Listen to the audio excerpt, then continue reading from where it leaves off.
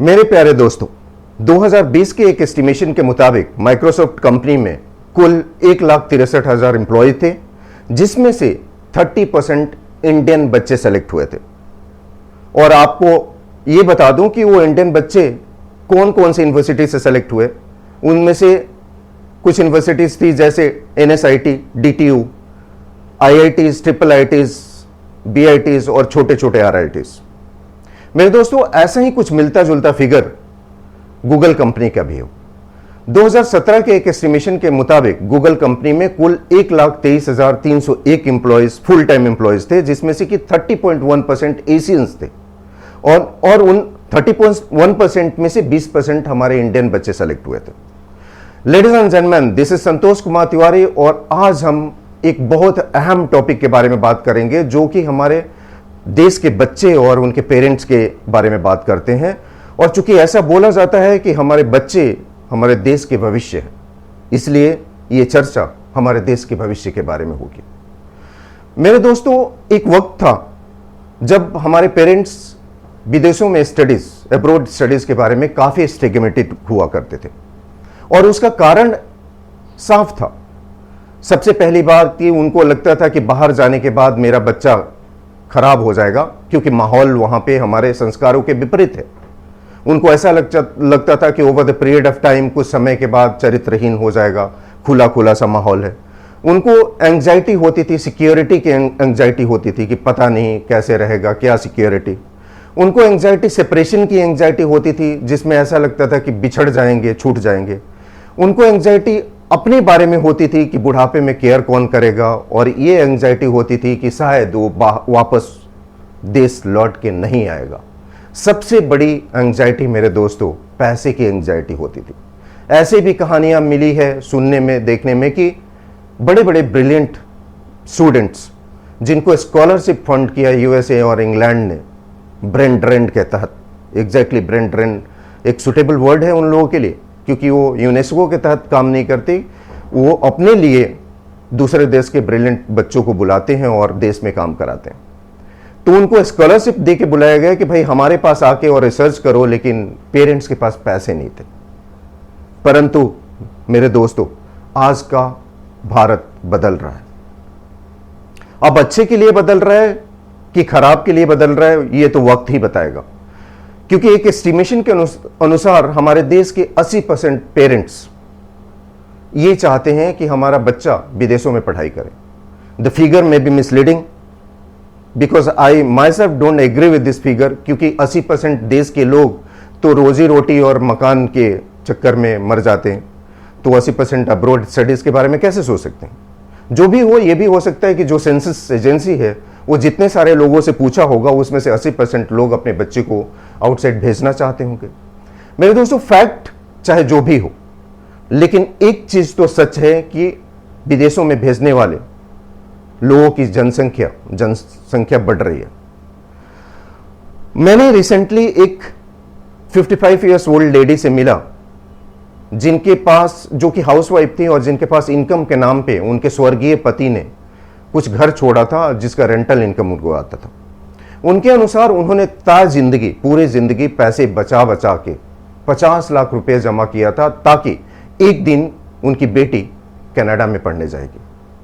मेरे दोस्तों, अब मुद्दे की बात, आप समझ रहे हैं कितना अलार्मिंग है, हमारा दिमाग कितना खराब हो गया है कि जो भी स्टडीज होगी वो कनाडा, USA में होगी। मैंने पहले ही फिगर बता दिया कि जो कंपनी, वर्ल्ड के रिनोन्ड कंपनी माइक्रोसॉफ्ट और गूगल जैसे कंपनी में जब हमारे बच्चे सेलेक्ट हो रहे हैं, तो हमारी एजुकेशन सिस्टम को कितना हद तक आप एलिगेशंस देंगे कि कितना एजुकेशन खराब है। यदि खराब रहता है तो वहां पे सिलेक्शन नहीं होती। मेरे दोस्तों, मुद्दे की बात यह है कि आखिर अब्रॉड स्टडीज में रखा क्या है, ऐसा क्या है कि एजुकेशन को किस तरह से पढ़ा रहे हैं, क्या घोल मिला के पिला रहे हैं, और वो बच्चे, सबसे बड़ी बात कि वो बच्चे जब वापस आते हैं तो कितना काबिल हो पाते हैं, कितना कामयाब है अपने जिंदगी में। सोचने वाली बात है। एक एस्टिमेशन के अनुसार ये देखा गया है कि जितने सारे बच्चे मेडिकल स्टडीज के लिए बाहर जाते हैं, मेडिकल स्टडीज को लें, बिकॉज ऐसा there are proofs, medical studies के लिए बाहर जाते हैं क्योंकि यहां पे नहीं हो पाती है उनको। यहाँ पे यदि जो बच्चों का मार्क्स अच्छा है, जो ब्रिलियंट है, जो पढ़ने में उनका ट्रैक रिकॉर्ड अच्छा है और कंपटीशन क्रैक करते हैं, तो आईआईटीज है, मेडिकल है, सिविल सर्विसेज है, बहुत सारे आयाम है उनके लिए, बहुत सारे एवेन्यूज है जिसको एक्सप्लोर कर सकते हैं। लेकिन दो बातें निकल के सामने आती है कि या तो बच्चा अच्छा नहीं कर रहा है, लेकिन आउट ऑफ विम्स, क्योंकि बच्चों के पास एक्सपीरियंस नहीं होता। उसने सोचा कि मुझे डॉक्टर बनना है, या तो उसने सोचा या उसके बाप ने सोचा या उसके माँ ने सोचा कि उसको डॉक्टर बनाना है। बच्चा अच्छा नहीं कर रहा है, फिर भी उनको आउटसाइड भेज दिया मेडिकल के लिए। वहां पे उनके पास कोई टेस्ट नहीं है। They want to have revenue. Think about this conspiracy, this is part of conspiracy. उनके देश में आप करोड़ ऑफ रुपीज पे करते हैं, रेवेन्यू दूसरे कंट्री का बढ़ाते हैं, लेकिन आपके बच्चे का टेस्ट नहीं होता, कंपटीशन फेस नहीं करता है। इसका मतलब जो आता है आने दो। वहां पे जाके जब मेडिकल स्टडीज कंप्लीट होता है, तो दोस्तों हमारे कंट्री में एक FMG, foreign medical graduate examination, जो कि एमसीआई करती है, मेडिकल काउंसिल ऑफ इंडिया, किसके लिए? रजिस्टर्ड मेडिकल प्रैक्टिशनर सर्टिफिकेट के लिए। आए दिन आपने देखा होगा कि कई सारे रशियन मेडिकल स्टूडेंट जो हमारे बच्चे गए हैं वहाँ पे पढ़ने के लिए या दूसरे कंट्रीज में गए हैं, वो आरएमपी सर्टिफिकेट भी क्लियर नहीं कर पाते। हाउ कैन यू से, कैसे बोल सकते हैं, क्या तर्क दे सकते हैं कि वो कितना प्रैक्टिकल एजुकेशन दे रहे हैं? यदि ऐसा होता है तो यहाँ पे आके उसको one of the best doctors की लिस्ट में आना चाहिए था इंडिया में। इसका मतलब मेरे दोस्तों, दूसरी बात कि यदि आईआईटीज में नहीं हो रहा, बीआईटीज में नहीं हो रहा, ट्रिपल आईटीज में नहीं हो रहा, पेड सीट भी है, मेडिकल के लिए भी कहीं नहीं हो रहा है, तो आप आउटसाइड भेज रहे हो। एक चीज कंफर्म हो गया कि वही बच्चे जा रहे हैं, मोस्ट ऑफ द चिल्ड्रन वही जा रहे हैं जिनकी मार्क्स, जिनकी ट्रैक रिकॉर्ड, एजुकेशन का ट्रैक रिकॉर्ड अच्छा नहीं है। उनके माँ बाप के पास बहुत ज़्यादा पैसे हैं और वो उनको छोटे छोटे कोर्सेज के लिए, जर्नलिज्म के लिए, despite of the fact that we don't have so much scope for journalism in India. कितने सारे स्कोप है जर्नलिज्म को सोचा जाए तो कितना ज़्यादा स्कोप है, कितनी सारी मीडिया हाउसेज है। 140 करोड़ के जनता में कितने सारे मीडिया हाउसेज है, काउंट कर सकते हैं नंबर पे। लेकिन जर्नलिज्म के लिए 50 लाख रुपए, 60 लाख, 70 लाख रुपए पे कर रहे हैं लोग आउटसाइड। एक चीज मेरे दोस्तों कंफर्म हो गया कि बच्चे वही जा रहे हैं जो कि जिनका ट्रैक रिकॉर्ड यहां पे कुछ नहीं हो पा रहा है उनसे, और उनके पास, पेरेंट्स के पास पैसा है। अब बात आती है कि यदि आप उन लोगों से पूछेंगे कि भैया ये क्या रीजन है कि आप वहां पे भेज रहे हो, they will not talk about their children academic credentials, they will talk about practical education. Practical education बहुत अच्छा है वहां पे।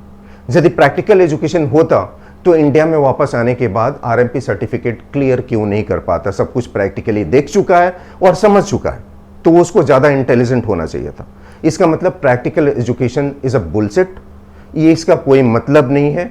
वो एक स्टाइल है, एक स्टेटस है, स्टेटस सिंबल के रूप में अपने बच्चे को कहीं कहीं किसी कंट्रीज में करोड़ों रुपए देके भेज देते हैं। अब मुद्दे की बात यह है कि प्रैक्टिकल एजुकेशन की ही यदि मुद्दा है तो प्रैक्टिकल एजुकेशन इंडिया में क्यों नहीं है? जिस देश में एनआरसी और सीए के मुद्दे पर लोग 6-6 महीना रोड पे बैठ सकते हैं, रोड ब्लॉक कर सकते हैं, आम जनजीवन को अस्त व्यस्त कर सकते हैं, जिस देश में किसान एमएसपी के मुद्दे पे 6 महीने बैठ सकते हैं, भगवान जाने वो किसान है भी कि नहीं, तो आप अपने देश के भविष्य, अपने बच्चों के बारे में क्यों नहीं सोच सकते? अपने आप से पूछिए कि आप स्कूल और कॉलेजेस में कितनी बारी चक्कर लगाते हैं, आप टीचर्स से, प्रोफेसर से कितने बार मिलते हैं, प्रिंसिपल से जाके क्या रिपोर्ट मांगते हैं, आप अपने बच्चे से कितना पूछते हैं कि तुम्हारा एजुकेशन कैसा चल रहा है, कौन कौन क्लास ले रहा है, कितने क्लासेस लेजर जा रहे हैं, प्रोफेसर नहीं आ रहे हैं? कभी पूछा? नहीं पूछते हैं हम लोग। क्यों? क्योंकि हमें अपने बच्चे के भविष्य के बारे में चिंता नहीं है। 1 करोड़ रुपए फंड करके दूसरे कंट्री का रेवेन्यू बढ़ा रहे हैं। आपके पैसे यदि हमारे होम कंट्री में पैसे दें आप, तो यू कैन बी पायनियर कि एक इंस्टीट्यूट खड़ा कर सकते हैं जिसमें कि जैसे उन लोगों के पास जनसंख्या कम है, इंस्टीट्यूट ज्यादा है, तो they don't talk about any competition. क्यों? क्योंकि कंपटीशन की जरूरत नहीं है, इतने सारे सीट्स वैकेंट है, उनको पढ़ाना है बच्चों को, कुछ करे ना करे क्या फर्क पड़ता है।